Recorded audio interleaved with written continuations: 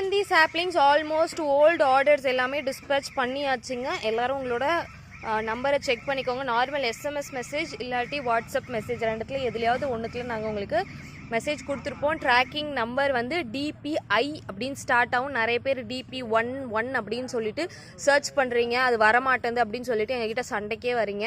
அதெல்லாம் கிடையாது. DPI அது 3 லெட்டர் வந்து ஃபஸ்ட்டு சிட்டியோட கோடு. இப்போ எங்களோட சிட்டி பார்த்தீங்கன்னா தருமபுரி, அந்த தருமபுரியோட கோடு தான் DPI. அதை போட்டு சர்ச் பண்ணிங்கன்னா தான் வரும். அதுக்கப்புறம் ஒரு 6 டிஜிட் நம்பர் இருக்கும்.